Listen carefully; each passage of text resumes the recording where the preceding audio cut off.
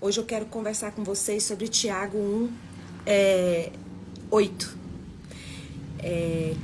Mas na verdade eu vou voltar no versículo 6 e no 7, mas eu quero começar com o versículo 8 de Tiago 1.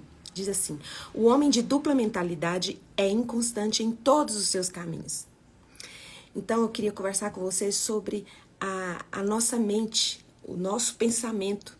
Ele não pode ser inconstante, ele tem que ser firme, nós não podemos ser com mente dupla, de duplo pensamento, sabe? Ficar inconstante nos nossos pensamentos. Nós precisamos firmar os nossos pensamentos em Deus e deixar de ser inconstante. Nós, como igreja de Cristo, não pode ser um povo que duvida, que uma hora crê, outra hora não crê, que diz que crê, fala que crê, mas na hora que vem a dificuldade, duvida. Então, assim, eu queria hoje conversar com vocês sobre a mente dividida. Não agrada o coração de Deus. A mente dupla não agrada o coração de Deus. Então diz Tiago 1,8: o homem de dupla mentalidade é inconstante em todos os seus caminhos. E Tiago, vou voltar agora no 6 e no 7, diz assim: mas aquele que pede deve pedir com fé, sem duvidar. Aquele que duvida é como as ondas do mar, levadas pelo vento. Esse homem nem pense que há de conseguir alguma coisa do Senhor, pois é indeciso e pouco seguro em tudo que faz. Então, eu queria conversar sobre isso com você. Como andam seus pensamentos com relação a você, com relação ao seu futuro, com relação às coisas que você anda enfrentando? Muitas vezes nós, infelizmente, diversas vezes, nós temos que tomar decisões. A gente não pode até orar, às vezes a gente até ora, mas a gente pergunta para todo mundo. Todo mundo que a gente vê, lá em Goiás fala, você pergunta para Raimundo, para o mundo e para o Raimundo e todo mundo. E aí você não fixa os seus olhos nas coisas que estão em cima, nas coisas que estão no alto. Você começa a olhar em volta. Gente, o que todo mundo tem é opinião. Todo mundo que te segue, se você pedir uma opinião, ela tem uma opinião para dar. E às vezes você pede opinião da sua vida para pessoas que nem conhecem a sua realidade. Para pessoas que nem sabem o que você está passando. Para pessoas que nem estão pagando o preço do que você está pagando. Porque às vezes você está em algo na sua vida que quem está pagando o preço com você é a sua família. São seus filhos, seus pais, seu cônjuge. E às vezes você, para sair de uma determinada situação, você pergunta para todo mundo. A opinião de todo mundo importa. Você pergunta... Minha mãe tem uma sobrinha minha, que ela chegava para minha mãe e falava assim: tia, que vestido, que roupa que eu coloco? Tem essa aqui, qual que eu coloco? A minha mãe falava: coloca essa. Ela ia e colocava essa. Aí minha mãe: mas pra que pergunta se não vai usar, que eu falei? Então, às vezes, nós fazemos perguntas e questionamentos para todo mundo que nos cerca quando a gente está em dúvida. Quando nós estamos dentro de uma situação onde a gente não sabe o que fazer, a gente começa a perguntar a todo mundo. E todo mundo vai ter algo para falar. Algo para colocar para nós. E às vezes você fica pedindo opinião de pessoas que não tem nada a ver com o que você está passando, que nem sabe o preço que você está pagando. Então, primeiro, buscai primeiro o reino de Deus e a sua justiça, e as outras coisas vos serão acrescentadas. Só que aqui em Tiago 6, o versículo 7, no 6 fala que a pessoa é como o vento, como a onda do mar, que fica para lá e para cá. Fala assim: nem pense que Deus vai responder sua oração. Se você tem a mente dupla, se você tem a mente dividida. Aí lá em Colossenses dá uma explicação de como é que eu e você temos que fazer diante das circunstâncias da nossa vida. Colossenses 3, de 1 a 2 diz assim: portanto, se você já ressuscitou com Cristo, buscai as coisas lá do alto onde Cristo vive. Quando diz assim, portanto, se já ressuscitaste com Cristo, quando nós recebemos Jesus na nossa vida, quando nós entendemos a salvação e recebemos ela no nosso coração, nós ressuscitamos, porque aquela pessoa que vivia longe, que só pensava nas coisas aqui da terra, ela morre. E aqui renasce é aquela que Deus criou originalmente. É a identidade limpa, é uma identidade pura, que é constante, que é firmada nele. Porque quem ressuscitou em Cristo, quem se tornou uma pessoa nova, se tornou uma pessoa nova diante do mundo. Mas para Deus, você quando recebe a Jesus na sua vida, você voltou a ser original. Você voltou a ser quem Deus criou você para ser. Filho. Então, a pessoa que ela é inconstante, ela é alguém que duvida da sua identidade. Não tem sua identidade original em Cristo. E aí fica inconstante. E lá no versículo 2 de Colossenses 3 diz assim, ó: firmai as vossas mentes e mantende-as firmes nas coisas que são de cima e não nas coisas que são da terra. Então, assim, ninguém vai poder firmar seu pensamento em Deus. Nem o próprio Deus vai firmar seu pensamento nele. É uma escolha, é uma decisão sua e minha. Então, se é uma escolha, é uma decisão, é porque nós temos condições de tomar decisões que firmam o nosso pensamento nas coisas que são do alto, não nas que são aqui da terra. O nosso problema é que a gente separa. Isso aqui é de Deus, isso aqui não é de Deus. Isso aqui é espiritual, isso aqui não é espiritual. Nós somos um ser, nós somos feitos de corpo, alma e espírito. Os três são um, assim como Pai, Filho e Espírito Santo, os três são um. Não dá para você amar só Jesus. Não dá para você amar só a Deus, não dá para você se dedicar só ao Espírito Santo. É os três. Então, Jesus quando olhou falou assim, ó, Pai, eu não peço que tires do mundo, mas que os livre do mal. E Deus está pronto para te livrar do mal, está pronto para encher o seu coração de convicções. Só que é uma decisão sua e minha. Se você está passando por algo, e ao invés de se dobrar diante do Senhor, pedir a opinião dele, conversar com ele, olhar para ele, você está perdido e perguntando para todo mundo. Se tem uma coisa que a Igreja de Cristo não pode falar em nenhuma circunstância é eu acho.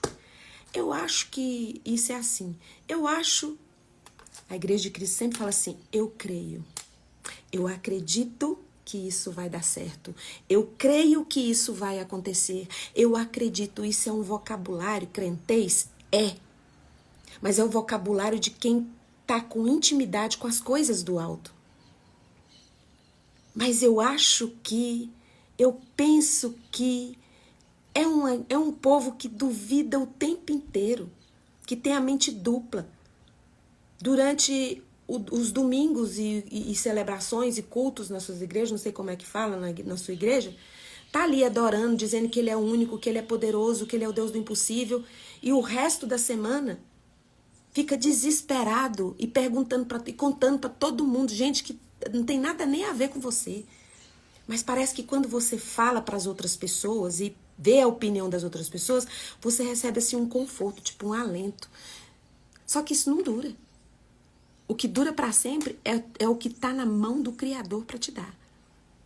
É o que está nas mãos dele para te dar. Então, aqui em Colossenses 3, o versículo 2 fala: firmai as vossas mentes. É eu e você que temos que firmar a nossa mente e mantende-as firmes nas coisas que são de cima. Sabe, um exemplo bem prático do que é ter os olhos nas coisas de cima, os olhos na direção de Jesus, os olhos na direção de Cristo. Um exemplo bem prático é Pedro. Sabe, eu admiro muito Pedro, porque dos discípulos todos naquela tempestade, ele foi o que teve mais fé. Ele foi o que mais creu. Mas olha o que aconteceu com Pedro. Mateus 14, 29 diz assim: então Pedro saiu do barco e andou sobre as águas e foi na direção de Jesus. Então diz que enquanto ele foi na direção de Jesus, os pés de Pedro estavam caminhando sobre as águas. Enquanto a direção que ele estava olhando era Jesus. Aí no versículo 30 fala: mas quando Pedro reparou no vento, ficou com medo, começando a afundar, gritou: Senhor, salva-me. Do que você tem mais medo? Qual é o seu maior medo? Você está com os olhos no seu medo? Você vai caminhar a passos largos na direção do que você mais teme. Porque os seus pés, eles vão te levar para o local do seu medo. Porque você está olhando para o medo. Que foi o que aconteceu com Pedro. Então Pedro saiu do barco. Olha só, gente. No meio do mar, o cara sair do barco já é muita fé, não é? A gente olha para Pedro e fala assim: meu pai, não sei se eu teria essa fé de Pedro sair do barco. E aí fala, ele saiu do barco. E fala, e andou sobre as águas. E foi na direção de Jesus. Mas no versículo 30 fala, mas quando Pedro reparou no vento. Então, você tem mente dupla, mente dividida, quando você repara nas coisas que são aqui da terra. Você fica se debatendo nos seus problemas, se angustiando e reparando no tamanho das ondas. Você fala, como é que Deus foi permitir isso na minha vida? Esse problema é tão grande, Fernanda. Nenhuma permissão de Deus vai nos colocar num lugar que nós somos capazes de dominar tudo, de resolver tudo. Sempre quando Deus nos permite passar por um caminho, esse caminho sempre vai ser maior que nós. Sempre vai ser mais difícil do que nós. Porque a glória dessa vitória, deste caminho, não vai ser sua, é de Deus. Nós sempre seremos vaso de barro. Nós sempre teremos frágeis. Sempre os desafios que nós enfrentamos sempre vão ser maiores que nós. Porque nós somos vaso de barro, mas que carregamos o tesouro precioso. 2 Coríntios 4:7, né? Eu gosto muito desse texto. Que carrega o tesouro precioso, nós carregamos o tesouro precioso. Então, para de ter mente dividida. Nós não podemos ter mente dividida. Nós não podemos ser inconstantes. O que é ter mente dividida e ser inconstante? A nossa boca fala e diz que crê que Deus é o Deus do impossível, que Deus é maravilhoso, que Deus é incrível. Só que na hora de vivenciar esse impossível, de depositar toda essa fé e confiança em Deus, a gente fica com o nosso coração duvidoso e começa a fazer perguntas, a consultar pessoas. Todo mundo, a gente quer saber opinião disso, opinião daquilo. E Jesus está falando assim, olha para mim. Eu vou colocar pessoas estratégicas que vão ajudar você. Então não precisa buscar a ajuda da terra, busca em mim e eu vou te mostrar. É Jesus que mostra a estratégia, é Jesus que traz essas pessoas e coloca no nosso caminho. Então você não precisa ir na força do seu braço, ficar pedindo opinião e buscando pessoas para te ajudar. A primeira coisa que você tem que fazer é olhar para Jesus. Olhar para as coisas lá do alto, onde Cristo vive. Aqui, Colossenses 3:1 fala, portanto, você que já teve uma experiência com Jesus, você tem a sua identidade restaurada em Deus. Você precisa buscar a presença de Deus, as coisas do alto, onde Cristo vive. E versículo 2 de Colossenses 3 fala, firmai a vossa mente e mantende-as firmes nas coisas que são de cima e não nas coisas que são da terra. Porque os seus pés vão caminhar na direção do seu medo. Os seus pés vão te levar na direção da sua inconstância.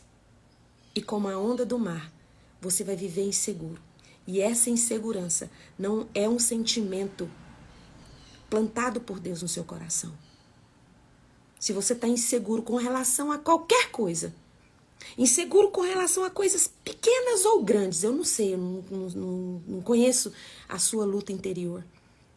Qualquer coisa que esteja deixando seu coração em dúvida, não deixe seu pensamento ser duplo. Se você já sabe que você já ressuscitou com Cristo, é uma nova criatura, o seu jeito de pensar e falar tem que ser alinhado com a sua fé, com o que você diz que crê. Pedro foi. Enquanto ele olhava para Jesus, ele caminhava sobre uma vitória certa. quando ele começou a reparar no tamanho do problema que ele estava, ele começou a afundar.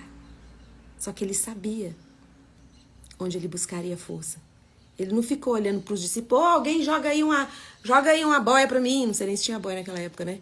Ele não olhou para trás para pedir para as pessoas pular alguém, jogar uma corda para salvar ele. Ele olhou para Jesus de novo e falou, peraí, enquanto eu estava olhando, eu estava bem. Eu tirei o olho e eu afundei, então eu vou olhar para quem me deixa pleno, para quem me deixa completo, que é Jesus, o Cristo de Nazaré. Então não tenha mente dupla. Nós, como igreja de Cristo, tem que parar de ficar achando as coisas. Nós temos que ter convicções. Eu creio, eu acredito. Para de ficar achando e duvidando. A Bíblia diz assim em Colossenses, para terminar, né? Em Tiago, o versículo 7 fala, esse que duvida, que tem mente dupla, nem pense que há de conseguir alguma coisa do Senhor. Porque está com a mente dividida. E só você é que pode firmar seus pensamentos em Deus. Porque é uma escolha sua. Coloca a mão no coração, eu vou orar por você. Pai, em nome de Jesus, eu coloco os meus irmãos diante do Senhor. Tire todas as dúvidas do nosso coração. Nos ajude, Pai, nos dê forças para olhar para o Senhor.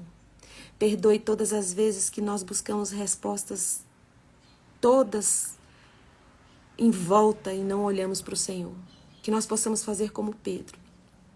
Se em algum momento a nossa fé vacilar e nós afundarmos, que em nome de Jesus nós jamais possamos olhar em volta, que nós possamos olhar para o alto, na direção do Senhor, porque o Senhor é o único capaz de dar plenitude para a nossa alma em qualquer área que a nossa vida precise. E agora, na autoridade que o Espírito Santo de Deus me dá, por causa do sangue de Jesus que foi derramado na cruz do Calvário, eu tenho autoridade e eu ministro cura sobre você, sobre qualquer enfermidade física que você tem neste momento.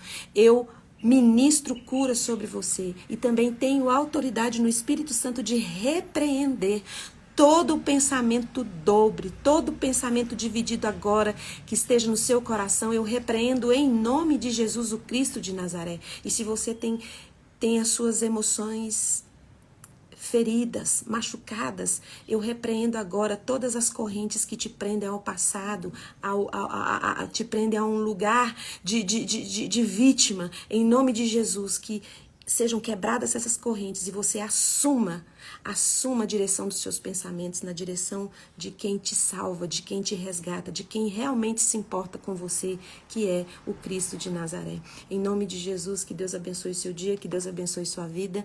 Um beijo. E até amanhã, às 6h30. Um beijo, Regina. Deus abençoe. Obrigada, Aldrin. Tchau. Amém. Até amanhã. Beijo.